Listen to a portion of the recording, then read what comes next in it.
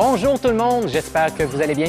Je m'appelle Jason Paré et je suis très heureux de vous présenter un nouvel épisode de L'Étrange Programme, votre magazine consacré à la culture de l'étrange et de l'insolite, à ce qui dérange et à ce qui remet en question vos croyances, vos convictions, vos préjugés, bref, ce que vous croyez à tort être la vérité.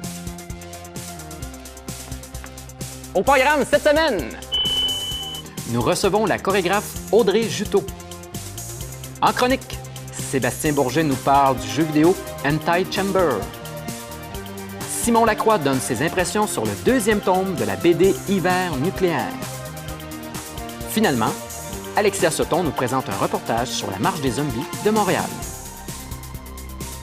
Mais pour débuter, voici les étranges en bref. Executed. Executed. Executed. Colombie-Britannique. Un plongeur aurait retrouvé une bombe nucléaire dans l'océan Pacifique au large des côtes canadiennes. L'engin du type Mark IV aurait été abandonné en 1950 par un bombardier B-36B en perdition de l'US Air Force. Avant de sauter de l'avion sur le point de cracher, l'équipage aurait en effet largué dans l'océan cette bombe atomique similaire à celle qui a détruit la ville de Nagasaki en 1945. Cette histoire rappelle l'incident de Saint-André de Kamouraska, où également en 1950, un bombardier américain en difficulté avait balancé une bombe atomique dans le fleuve Saint-Laurent. Si la bombe était partiellement désactivée, une détonation impressionnante avait tout de même eu lieu, comme le rapportent les journaux de l'époque. Égarer une bombe atomique, faut le faire quand même. Floride. Au moins 3 personnes auraient été blessées par une attaque d'écureuil dans une résidence pour aînés. Une dame de la résidence a d'ailleurs appelé le 911 pour demander de l'aide au service d'urgence. En effet, l'une des victimes du rongeur aurait été suffisamment blessée pour nécessiter l'intervention d'une ambulance. Les autorités n'ont pas donné de détails supplémentaires sur cette étrange attaque animale ou sur l'état des victimes. Pourtant, on avait été prévenus, car comme dit la chanson des Rangers du risque, au moment critique où tout le monde craque, leur tactique, c'est l'attaque. Tic-tic-tac. Japon. Une étrange boule verte a été observée dans le ciel japonais le 1er novembre dernier. L'OVNI a été capté par une caméra d'une chaîne de télévision locale à l'ouest du Japon et a été relayé par la suite par la compagnie de radio-télévision NHK. Si l'origine de cette observation demeure encore mystérieuse, plusieurs astronomes s'accordent pour dire qu'on a affaire ici à un météorite. N'empêche que pour certains témoins, la trajectoire de l'objet semble bizarre, donnant l'impression de monter ou de zigzaguer dans le ciel. Comme quoi, que même aux commandes d'une soucoupe volante, mieux vaut ne pas être en état d'ébriété. Québec. La compagnie québécoise Urnabio propose des urnes funéraires plutôt spéciales. Si vous choisissez d'être incinéré après votre mort, cette urne pourrait faire de vous un arbre. En effet, composée exclusivement de matériaux biodégradables, cette urne contient une graine d'arbre. Le principe est donc très simple. Vous y versez les cendres du défunt, vous plantez l'urne dans la terre et le tour est joué. C'est quand même un bon moyen de choisir soi-même en quoi on veut être réincarné.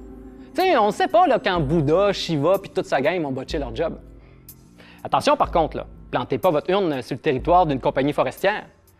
Finir sa vie comme papier cul, là, ça doit pas être drôle non plus. Nunavut.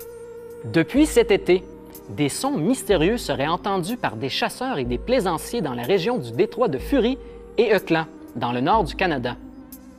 La situation est suffisamment sérieuse que l'armée canadienne a envoyé un avion patrouille CP-140 Aurora pour tenter de déterminer l'origine de ces sons étranges, qu'elle a qualifiés d'anomalies acoustiques. Si plusieurs explications étaient avancées, que ce soit la présence d'un sous-marin, l'utilisation de sonars pour la prospection minière ou encore une tactique de Greenpeace pour faire fuir les animaux afin de les protéger pendant la saison de la chasse, l'enquête de la défense canadienne n'a rien donné jusqu'à maintenant. Le mystère reste donc entier. Dire que quand c'est moi qui fais une plainte pour le bruit, la police se déplace même pas. C'est pas juste. Russie. Des chercheurs russes ont découvert dans le nord de l'Arctique une base secrète nazie abandonnée. Portant le doux nom de Schatzgraber, ce qui signifie en allemand chasseur de trésors, cette base aurait été construite en 1942. La base aurait été abandonnée 2 ans plus tard à la suite du décès de plusieurs membres de l'équipe, apparemment empoisonnés après avoir consommé de la viande d'ours polaire infectée. Bon, ben il ne reste plus qu'à découvrir celle de l'Antarctique. Il paraît même que Hitler y vit toujours. Ben, à moins évidemment qu'il ait été tué pendant l'opération High Jump en 1946 ou celle de Deep Freeze en 1956. Comment ça, il n'en parle pas dans les livres d'histoire? T'as jamais joué à Call of Duty? Pour nous suivre et découvrir d'autres nouvelles insolites, devenez fan de notre page Facebook. Vous pouvez aussi suivre l'étrange programme sur Twitter ou sur tcftv.ca.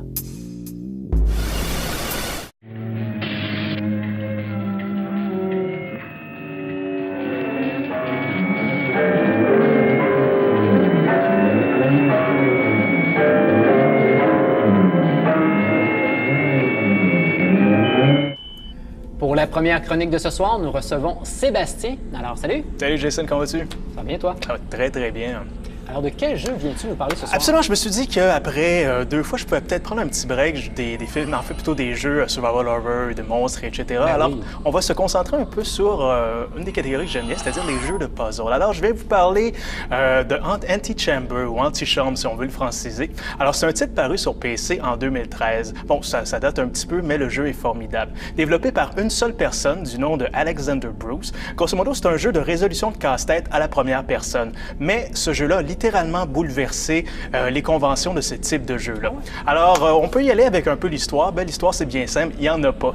Outre le fait qu'on est dans un gigantesque labyrinthe non linéaire où on doit résoudre des problèmes pour passer d'une pièce à l'autre, justement, pour arriver jusqu'à la fin du labyrinthe. Et croyez-moi, il est énorme. C'est quoi que ça apporte, l'aspect à première personne? Oh, c'est tout simplement que ça donne une meilleure compréhension de l'espace, puis tout ça, des solutions. Mais justement, là, on doit passer à travers ce long labyrinthe en résolvant des énigmes et tout ça, et des puzzles. Mais il y a un mystérieux décompte d'1h30 qui commence dès qu'on met le pied dans la première pièce. Qu'est-ce qui se passe après ce 1h30-là? Je laisse les joueurs le découvrir. Par la suite, bon, les casse-têtes, ils ont l'air de quoi? En fait, c'est des casse-têtes qu'on n'a jamais vus avant. Ils demandent vraiment de la patience puis de l'expérimentation plutôt inventive. Il faut vraiment penser en dehors de la boîte, puis souvent, il faut oublier les règles de la physique et même des mécaniques de jeux vidéo qu'on a appris depuis qu'on est tout petit. Il ne faut pas avoir peur de se pitcher dans des trous sans fond, de revenir en arrière. Même des fois, le haut devient le bas, etc. Donc c'est plutôt innovateur comparativement aux autres puzzle games? Absolument. C'est une réinvention totale du genre. Puis aussi, ce qui est le fun, c'est que les pièces dans lesquelles on pénètre se transforment et sont pleines d'illusions d'optique qui se passent vraiment en temps réel. Donc, puis aussi, elle se base un petit peu sur le concept de la géométrie non euclidienne. Donc, vraiment, nos conceptions géométriques sont en jeu. Tu nous expliquer un petit peu c'est quoi la géométrie non euclidienne? Pour grosso modo, c'est tout simplement prendre la géométrie puis inverse-la carrément. Donc, c'est quelque chose qui brise nos perceptions du réel. C'est ça, où je peux me permettre, c'est que la géométrie euclidienne se fait sur une surface plane, absolument. Donc là, il faut imaginer qu'on décide des triangles, exemple, sur un cylindre, sur une sphère, donc ça change les données. Tu lis dans mes pensées, absolument. C'est ça qui fait le propre du visuel du jeu. Aussi, bon, pour la portion où est-ce qu'on doit résoudre des énigmes, grosso modo, on est aidé par un accessoire, c'est-à-dire un fusil qui projette des cubes de différentes couleurs. Ces cubes-là ont multiples propriétés pour nous aider à passer à travers, justement, les multiples énigmes. Ça sert, entre autres, bon, à interagir avec l'environnement, à construire, puis à déconstruire aussi des objets. Donc, c'est pratiquement un first-person shooter. Bien, c'en est un, absolument. Tu devrais adorer. Puis aussi, bon, le jeu ne nous prend pas par la main quand même. Il y a beaucoup d'endroits où il faut se démerder tout seul. Mais il y a certains petits indices qui sont disséminés en fait, à l'entrée des tableaux, justement, dans des petits cadres où est-ce que les indices, bon, c'est des petites phrases assez cryptiques, mais des fois, ils nous donnent un peu le sens de ce qu'on doit faire dans cette pièce-là. Est-ce que les puzzles sont très durs? Ou... En fait, ils passent de sympathique à très dur à sympathique, mais c'est une question de perception. Peut-être qu'un puzzle très dur pour moi va être très facile pour toi et vice-versa. Est-ce que c'est long à faire le tour? En fait, je vous dirais que c'est à peu près peut-être un 6-7 heures quand on s'y attend pas. Puis sinon, je peux parler rapidement du graphisme et des musiques. Bon, la graphisme plutôt, c'est très épuré et très coloré. Ça appelle vraiment des dessins faits au crayon à mine, dans lesquels se côtoient vraiment des éléments 2D, 3D. Donc, bref, c'est vraiment un plaisir de voir tous les événements inventifs puis psychédéliques qui sont dans chacune des pièces. Puis sinon, ben, regarde, en conclusion, tout ce que je peux dire, c'est que c'est une expérience extrêmement immersive, qui nous fait se creuser les méninges d'une manière qu'on n'est pas obligé, en fait, qu'on n'est pas habitué à faire. Aussi, il y a une conception de niveau jamais vue. Personnellement, dans tout mon véhicule, j'ai jamais vu ça. Puis le jeu récompense très, très bien les efforts du joueur. C'est un jeu montréalais, Alexander Bruce, un gars de Pas vraiment, non. Okay. C'est un jeu américain, tout ça, mais tout ça pour terminer en disant que ça, Antichambre, c'est un jeu qui ne se joue pas, mais c'est un jeu qui se vit. Ah alors, oui, incroyable, c'est honnêtement. beau ce que tu viens de dire. Wow. Je sais, c'est formidable. Et c'est disponible autant sur PC que sur Mac, c'est ça? En fait, c'est ça. Effectivement, c'est sur console d'ordinateur et tout ça. Pas les consoles du jeu. Non, malheureusement, non. OK. Tout ça. À peu près le prix? Dans ces eaux-là, c'est 21,99 $, mais je conseille à tout le monde d'attendre un petit peu les différents soldes sur Steam pour l'avoir un petit peu moins cher. Là, ça vaut vraiment un peu plus la peine de se le procurer. Parfait. Bien, merci beaucoup. Ça fait plaisir, Jason. Tu restes avec nous. Avec le plus grand des plaisirs. On va aller voir l'étrange séquence de cette semaine. Alors, cette semaine, on vous présente un exorcisme. Eh oui. Allons voir ça. I cast them out now in the name of Jesus. I bind them and I loose the host. Loose the host now. Loose the money. Loose the host. Loose the host. Loose that now. Loose the host. Loose.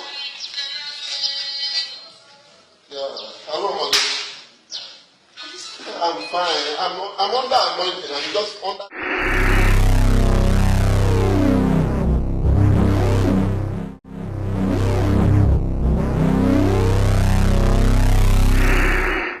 Comme entrevue cette semaine, nous recevons une chorégraphe du nom d'Audrey Juteau. Alors Audrey, bonjour. Bonjour, Ça va bien? ça va bien? Oui. Alors, tu évolues dans le milieu de la danse quand même depuis plusieurs années, en tant qu'interprète, mais aussi en tant que chorégraphe. Là, justement, tu prépares en ce moment un spectacle qui s'appelle Les Strange Strangers. Alors, tu peux te douter pourquoi que ça a intéressé notre émission. Donc, ça, c'est un titre emprunté, ce que j'ai vu. Oui, je l'ai emprunté à l'auteur Timothy Morton. En fait, Strange Stranger, pour lui, il utilise ce nom-là, ça réfère à l'altérité. Donc, la face, la partie qu'on ne connaît pas, une partie inconnue, soit de... Mais c'est un des thèmes que tu abordes, d'ailleurs, l'altérité, dans ton spectacle. Oui. Donc, c'est quoi exactement, de quelle manière? Oui, bien, j'avais envie d'explorer, au fait, ce qui est connu, notre environnement, mais essayer de l'explorer comme si on ne le connaissait pas, comme si, donc, explorer des objets qui peuvent être du quotidien ou pas, mais comme s'ils étaient étrangers à nous. Puis comme si on était... finalement, explorer la partie étrange des choses connues. Les voir d'un autre angle, oui, en fait. c'est ça. Oui. Et l'autre thème aussi qui est important, c'est l'animisme. Peux-tu nous expliquer qu'est-ce que c'est? Oui, bien, c'est une croyance qui donne une âme, pas seulement aux êtres humains, mais aux animaux, mais aussi aux objets, les objets inanimés, donc de l'animisme. Puis je voulais travailler avec beaucoup d'objets sur la scène. Je travaille des grosses toiles, avec des chaises... Voilà, plein d'objets, puis avec l'idée que ces objets-là, ils ont une âme, sont animés. Donc, on travaille avec des grosses bâches de peintes en bâtiment, en fait. Puis on travaille avec des objets au-dessus, puis en dessous.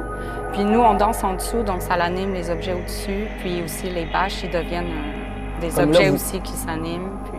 Donc, vous disparaissez un peu de scène, on disparaît OK. Un méchant bambou, on disparaît en dessous des toiles, puis donc, finalement, c'est comme toute la scène puis les objets qui s'animent. Puis, on finit par sortir aussi. Mais on travaille aussi avec l'idée qu'on est aussi des objets au même niveau que les objets inanimés. Que l'être humain serait un objet en soi aussi, c'est ça? Aussi, oui. Okay. On travaille avec l'idée que est-ce que c'est les objets qui nous bougent? Est-ce que c'est nous qui bougerons les objets? On travaille dans cette idée-là que tout est sur un même plan, puis on devient une matière indissociable, indissociée, oui, cette interaction. Et est-ce que c'est ta précédente création qui s'appelait Sam Affect, mais Sam comme le nom Sam, où il y avait la présence d'un chien sur scène? Alors, est-ce que c'est ce qui t'a amené à t'intéresser à ces thèmes? Oui, c'est pas mal en lien.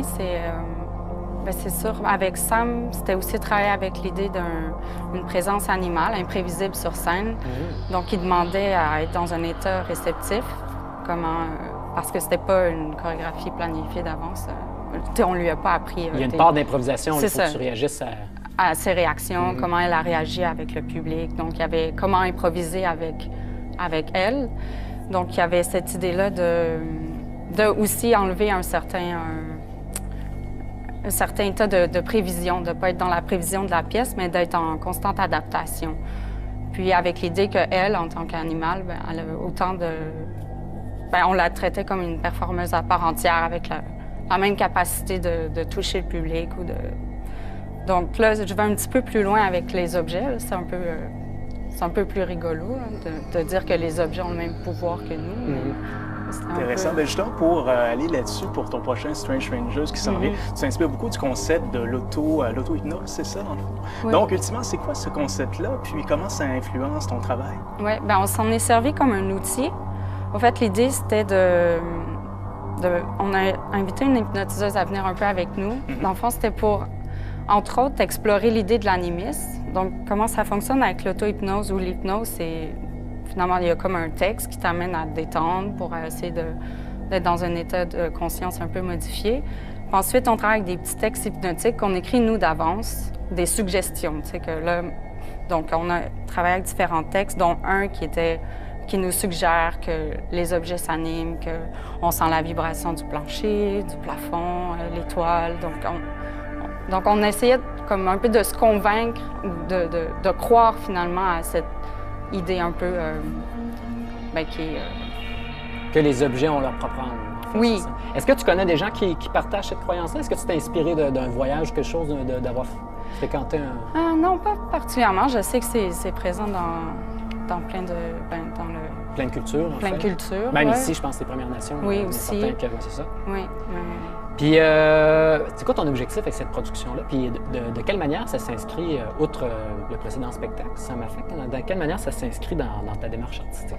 Bien, dans ma démarche artistique en général, je m'intéresse à une décentralisation de la volonté de l'artiste dans la création, donc trouver des façons de déjouer mes habitudes. Donc, ça s'inscrit un peu avec l'auto-hypnose dans cette idée-là, d'essayer de travailler dans un état plus réceptif que volontaire. De donner de la place à l'imprévu. C'est ça, voilà. OK. Oui.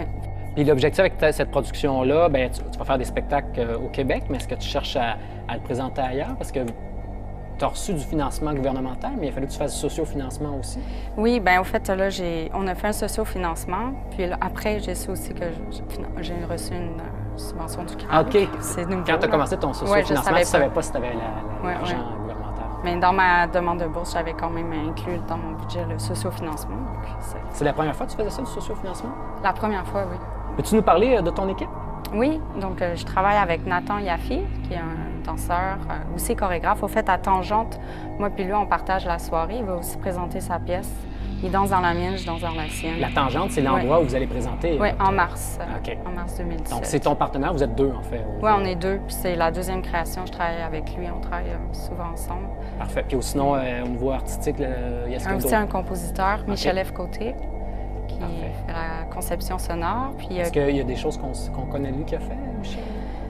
peut-être. Il compose beaucoup pour la danse, Surtout pour la danse, mais ok. aussi, il faudrait jamais de sa bio. Il fait partie de l'ambiance magnétique. Il fait ses propres albums aussi. Parfait. Bon, on fera des petites recherches sur Google. Et ben, finalement, juste pour terminer, c'est quoi les dates et le lieu? On parlait de la Tangente. C'est quand ça va Oui, être présenté? Tangente, ça va être 9, 10, 11, 12 mars 2017. On va aussi faire un extrait à la Maison de la Culture du Plateau Mont-Royal en janvier. OK. Puis on travaille à trouver d'autres dates de diffusion. De voir si ça peut pas même s'exporter à l'extérieur. Oui, on aimerait bien. Parfait. C'est pas la première fois, de toute façon, que tu as été faire quelques spectacles à l'extérieur du Canada jusqu'à maintenant. Ben, c'est parfait. Ben, merci beaucoup. Merci. Alors, c'est maintenant le moment de la pause. On se retrouve tout de suite après pour le reportage de la semaine.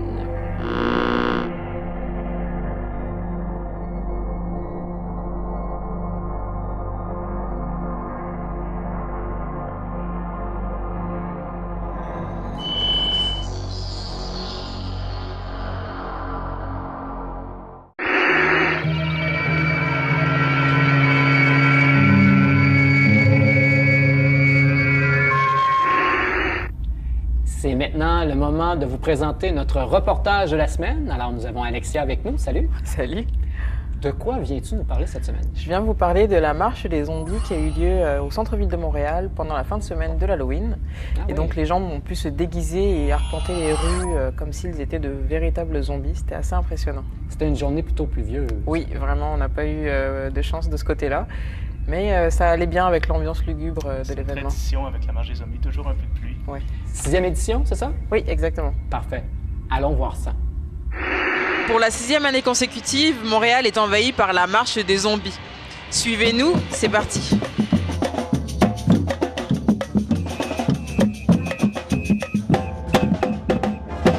raconter la naissance de la marche des zombies? Ouais, je peux très bien te raconter ça. Ça s'est passé là 6 ans, en fait, en 2010. C'était la première édition a eu lieu au métro Mont-Royal, ça commençait. Puis la première fois, on s'attendait à avoir comme 200, 300 personnes. Puis finalement, il y avait eu 3000 personnes. Fait qu'on était comme « wow », puis on comprenait pas qu'est-ce qui se passait. Puis on n'avait pas assez de sécurité pour gérer la situation. C'est la police qui nous a aidés à faire la marche. Et est-ce que ça a été depuis de plus en plus populaire? Cette année, par exemple, combien de personnes vous attendiez? En fait, on espère toujours d'avoir quelques milliers de personnes de plus par année. On n'essaie pas d'avoir une grosse croissance exponentielle non plus. L'idée, c'est juste d'offrir quelque chose de le fun au monde gratuitement. À trop vouloir grossir, on finirait par perdre des sous puis prendre des risques parce que, comme on l'a vu aujourd'hui, la température n'est pas super. Des fois, elle est toujours changeante à la fin octobre. Fait que c'est un risque à prendre. Cette année, il a fait moins beau. Moi, je pense qu'on a eu moins de monde que l'an passé. L'an passé, c'était la 5e édition aussi. On avait mis le paquet. Puis, mais cette année, écoute, moi, je suis super content que les gens soient venus malgré la pluie. Puis, on est heureux du résultat. Il y a toujours une grande question qui nous taraude. Est-ce qu'un zombie, ça court? Non, en fait, un zombie, c'est pas supposé courir. Aujourd'hui, je trouvais que les gens allaient quand même vite. Mais c'est parce qu'il faisait froid. Mais non, un zombie, c'est... Il y a plusieurs sortes, là. Il y a des zombies qui sont créés, plus les infectés, là, qui sont en fait pas des zombies, c'est plus des gens qui sont atteints d'une maladie incurable. Le zombie de base est très lent, ne court pas. Il est facile à tuer pour quelqu'un qui a un peu de guts. Mais c'est l'attaque de plusieurs en même temps qui finit par être dangereuse. Quels événements vous avez organisés autour de la marche? Je sais qu'il y a eu quelques concerts, par exemple. Oui, aujourd'hui, on a eu les Philly and the Flops puis les Hellbound Epcats qui sont en train de jouer. On a fait les Breastfeeders l'an passé. On reste toujours dans un registre un peu folk, rockabilly, qui fit bien avec les zombies. Je veux dire, dans toutes les séries, les films de zombies, c'est souvent cette esthétique-là qui revient. Malgré la pluie, la foule s'est déplacée en grand nombre. Alors rendez-vous l'année prochaine pour la 7e édition de la Marche des zombies.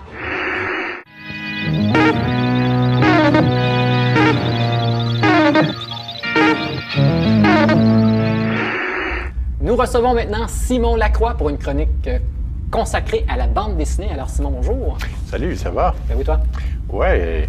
Tu viens nous parler de quoi aujourd'hui? Cette semaine, je viens vous parler de Hiver nucléaire 2 de Cab, qui est le pseudonyme de Caroline Brault. OK. Donc, c'est une jeune BDiste du Québec.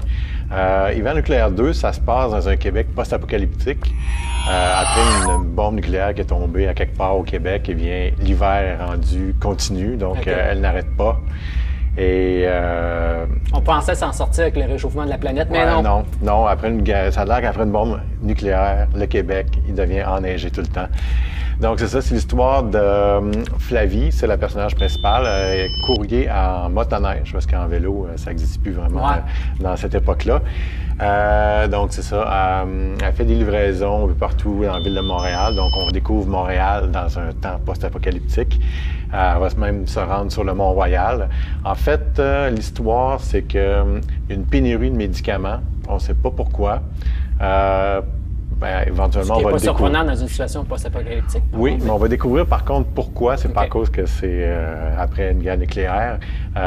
Donc c'est ça, elle réussit pas à trouver de l'iode parce qu'elle est comme affectée par les radiations. Donc l'iode, ça l'aide. Mais il y a aussi son ami Marco, que lui, il a attrapé une grippe d'homme. Ils disent une grippe d'homme parce que c'est une grippe, ça s'attaque seulement qu'aux hommes. OK, ah ouais, là, c'est vraiment spécifique. Oui, c'est ça, exactement. Parce que c'est devenu un virus mutant, en tout cas, qui attaque juste les hommes.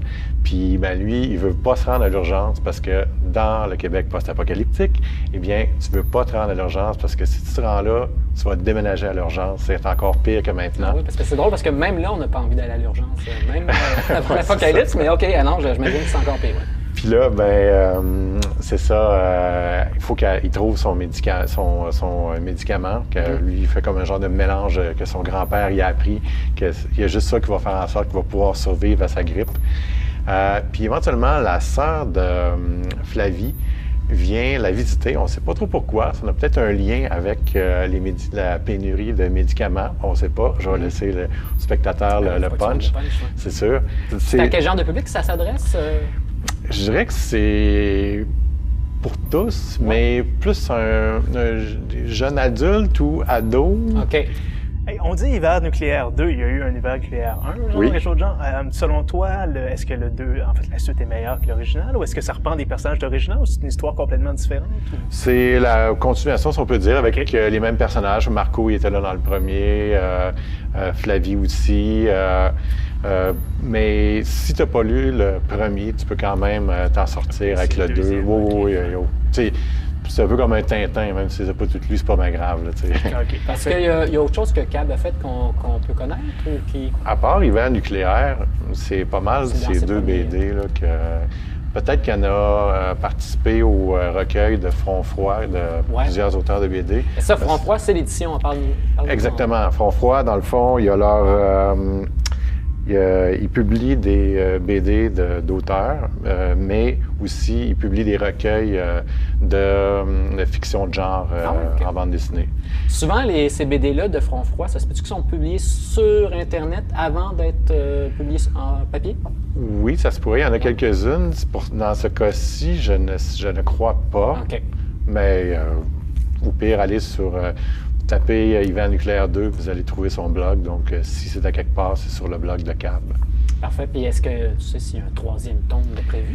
J'imagine que oui. D'après ce que j'ai lu, je pense qu'elle veut encore développer d'autres histoires dans cet univers-là. Parfait. Bon, bien, merci beaucoup. Bien, merci. Alors, c'est ce qui met fin à notre émission aujourd'hui. On se revoit la semaine prochaine.